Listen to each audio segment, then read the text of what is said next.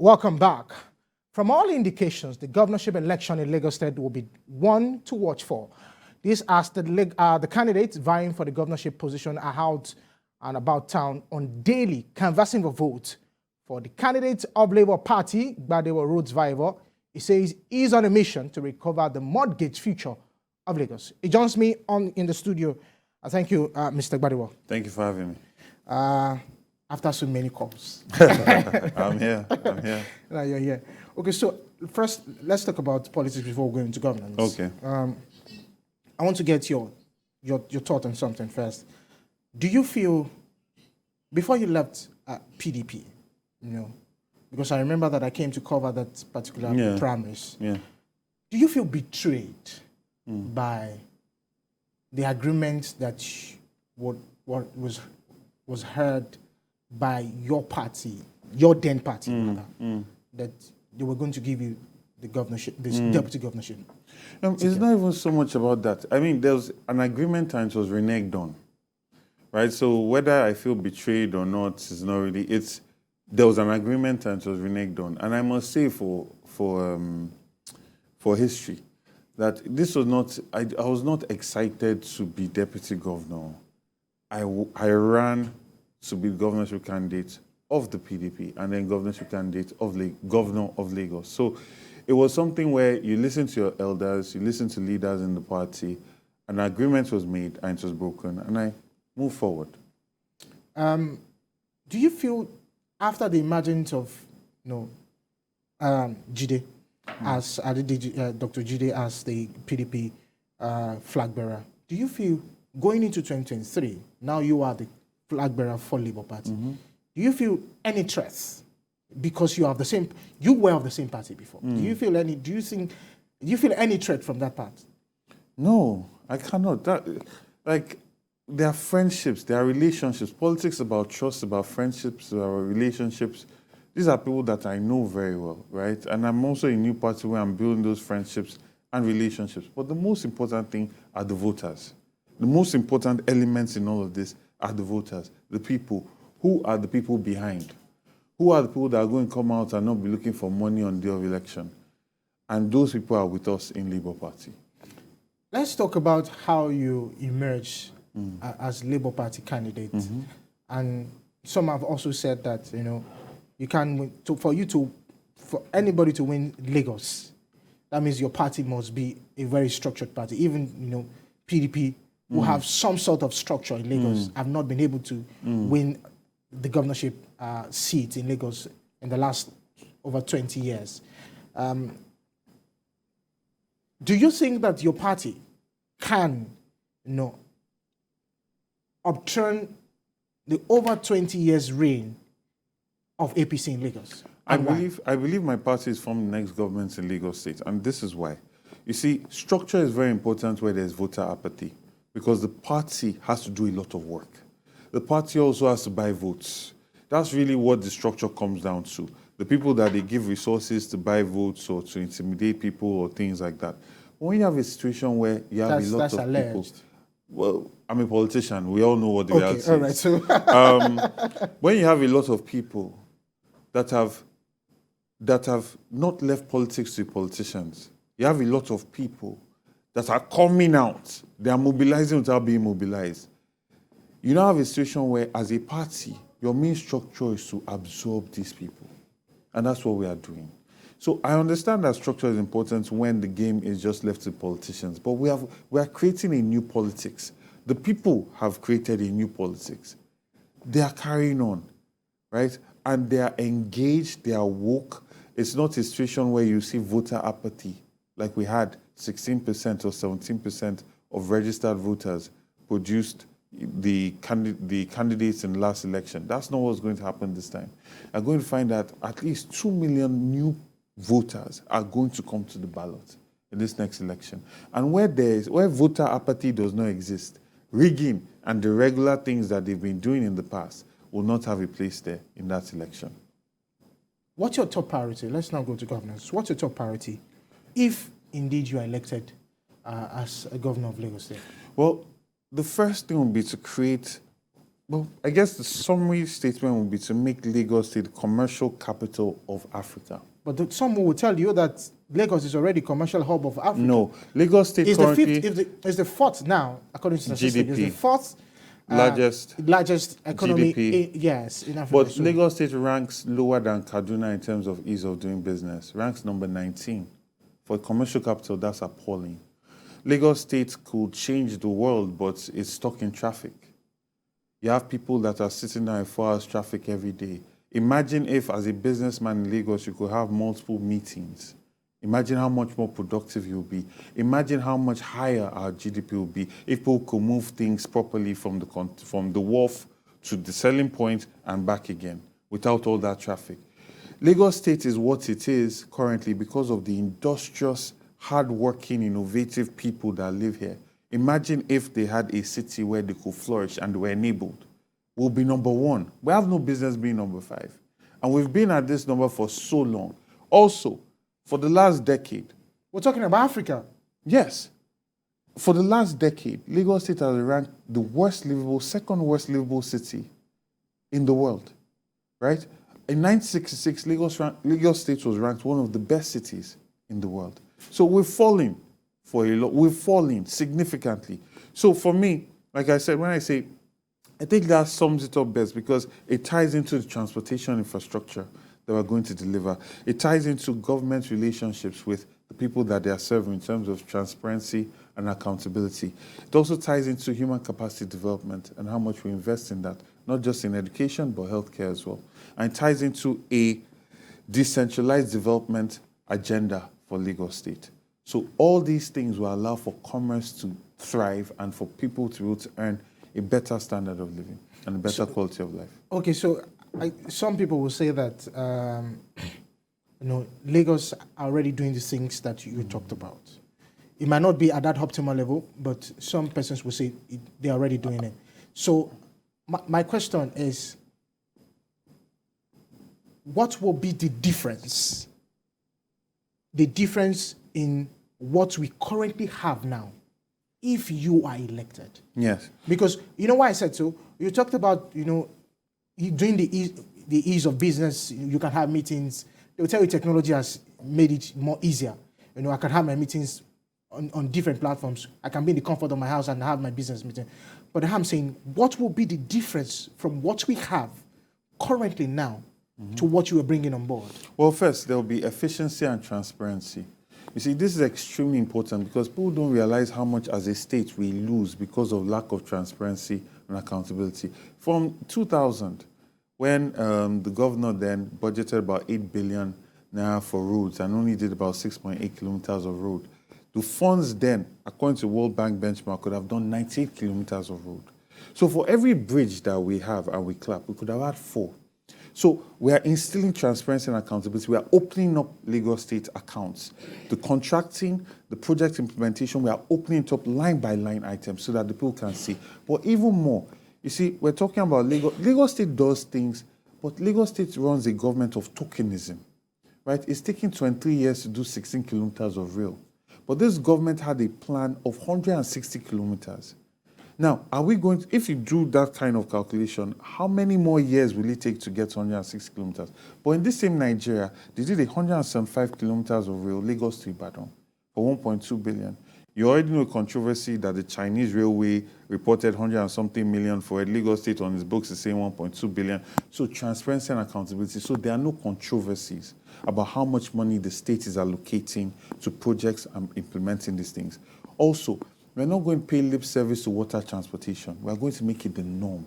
We're going to dredge our waterways properly, create embankments, and bring back ferries, proper ferries, not these small boats that are moving, that people are concerned about their safety using water transportation. And we're going to bring it into our community. I'm an architect, so I think of this thing in terms of systems. You cannot say you want people to use water transportation and you don't bring it into their everyday life. In the developments, in the design of the jetties, in the normalization of the ferries that you are bringing in. I mean, during Jack on this time, ferries were moving on Lagos waterways.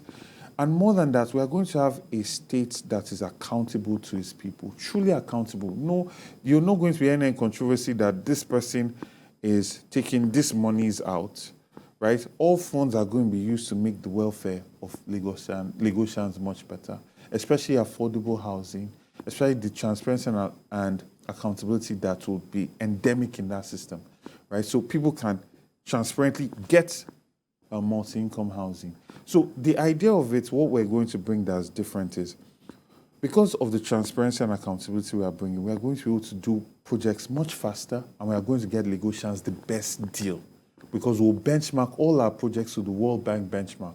And our goal will be to do it even cheaper and set a benchmark of quality for the projects that we're also going to deliver. You know, when you were talking about Lagos should have had a rail, you know, it took them almost like 16 years to do that. Don't forget, during Jakonde, they wanted to construct a rail. Yeah. And then Buhari stopped exactly. it. So it might not totally be their fault. So it takes a lot. I'm just saying it takes a lot to do that kind of heavy project. It takes a lot. But let me take you on this. What's your take on taxation in Lagos? Do you think that Lagosians are overtaxed? I believe that we need to expand our tax bracket, our tax net, and I believe people must have direct incentives to the taxes that they pay. You must be able to say, I pay tax, and this is the direct benefit that I am getting. You see, Norway, Nordic countries pay almost 40% of their income on taxes, but they can see directly what they're getting. Healthcare insurance, access to, affordable housing, a social welfare net. None of these things exist in Lagos, and that is one of the major problems. Also, there's still taxation, where you have multiple taxation on people in the markets. There's no direct benefit for it. In fact, you're even charged. They clean their market themselves. They provide all the things, all the amenities that they need for it themselves, but they're constantly paying monies that they cannot explain why they should be paying. And this is affecting everybody. The women in the markets in Lagos Island, the northerner that is selling metal scrap in Igomu, all over, everywhere. So people usually tend to do these markets are for just one group of people. Everybody is being affected. And you see, it reeks of not really caring about the welfare of these people and just extracting from them without creating an enabling environment for them to grow. Security. Yeah. Security challenges are enormous, in Lagos. I don't know if you were listening to my earlier guests when I talked about the fact that, security in Lagos is something that is very paramount. Looking at different parts of Lagos where people have actually escalated that I was robbed at this particular point, I was done. What is going to be the difference into what you're bringing? Putting into consideration first, you don't control the apparatus of the police.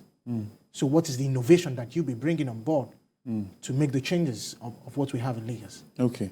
So first of all, the goal for my government in the first 4 years is to make Lagos City a 15-hour city, a city that runs 15 hours. By 8 years, to make it a 24-hour city. At that point, businesses will be able to truly thrive and truly benefit from being in Lagos. Now, to achieve this, security is the number one issue to solve. Now, we have a situation where you have a lot of young people in Lagos State that I call state-backed. I don't want to use the word agberos because these people they don't really have an alternative means of earning a living because the state has put them in a certain situation and they're wasting their lives and are only useful during the political season to the people that back them. And I say this, I'm an architect, right? I do construction in a simple estate. You see some people just come and say that if we don't give them any money, there's going to be problems, right? And all my workers are down their tools. Why? Because if I don't pay, when they are leaving, they will attack them. But guess what? After monies are exchanged, these same people call Alausa to come and also try and shake me down. So there's a hand-in-hand state-backed relationship. This is a personal experience that I had. We need to change all of this. The Agbero system in Lagos has to go, right? We are going to work with them as stakeholders to give them employability skills, to get them refitted to be employed in a new industry. That's one of the main issues that we have in terms of security. And also, every community in Lagos State has an informal means by which they get information. If you get robbed in Ojora, there are certain people you call, go and see that phone or computer that got stolen from you. They'll bring it out, right? And you'll be forced either to buy it back or with a lot of begging, they'll give it back to you. But these informal networks exist. We're going to formalize these networks at the local government level. And that's why local government autonomy is so important. I do not know why for the life of me, State Assembly consistently votes against local government autonomy, because we need to have visionary local government chairmen, because the security at that level is then tantamount to the security of Lagos State as a whole. So we take these informal networks, consistently gather this information and log all this information that's going across the state, and then have an intelligent digital surveillance, ring of surveillance across the entire state. But this will be tied directly to the Commonwealth of Lagos vision that I have, which is a registered card. As long as you're an informal or formal taxpayer, you have the right to be part of the Commonwealth of Lagos. It gives you direct benefits to your taxes that you can tell. I have primary healthcare insurance because I pay my taxes. And then in that process of registration, your biodata will be collected, pictures will be taken from multiple angles, so that the intelligent camera gathering network will be able to place and be able to identify the different people. So these are the systems that allow for a more secure Lagos, right? But also we'll partner with the police. Lagos State has partnered with police, right? I've seen governors that have given them resources, giving them tools to be able to make their work more efficient. I will continue that, and I will also improve on those relationships, and also push for more people to be recruited into police force, for more people to be recruited into our own agencies in the state, and put the push on to push for state police. Let me get back to this. Your own presidential candidate, Peter Obi, some say that's why you some. Some say it's on his popularity that you are gathering to run on the platform of Labour Party. How do you react to that? Peter Obi is extremely popular. He's somebody that has built so much goodwill, and he's someone that I aspire to. He's somebody that I look up to, and he has hacked this system of taking money out of politics. Peter Obi is not spending money, gathering rallies and everything. He's going to people and addressing people. He's attending debates. He's attending interviews, right? So he made himself popular not because he used one soap to wash his body. He made himself popular by going out to talk to people, like how I'm here sitting down with you, right? Going to meet people and engage with them. And that's something that I find very inspiring. It's not about, I have all this money, so I'm going to buy my way into office. Or I have all these agbureaus and all these networks, so I'm going to intimidate my way into office. He's coming, he's preaching love, he's preaching empathy. Every value that I hold, and I believe that the politician and the leader of Nigeria should be, in terms of the qualities, he embodies it. So if people are saying that I'm riding on that, I'm also working, I'm following his footsteps, right? If you say I'm a junior Peter Obi, I take that as a compliment, right? And it's something that I aspire to. He's a fantastic man, and I believe that as a leader, we need to bring love back into our politics. Abel Macaulay had love. Awolowo had love. Azikiwe had love. For somewhere along the line, I think after the military incursion, we lost it. We started getting rulers over us. We started thinking that it's okay to be oppressed. Right? If a politician comes in here to say and does not have mopo and praise singers, you say he's not a serious politician. But why do you want somebody to be walking around with all of that, So we need to restore that, and that's what Peter Obi embodies, and I think he's truly remarkable. My last question to you is, what's your take on youth involved in politics? 2023 is just around the corner. It is, and I feel that they've woken up. You saw what happened in 2020.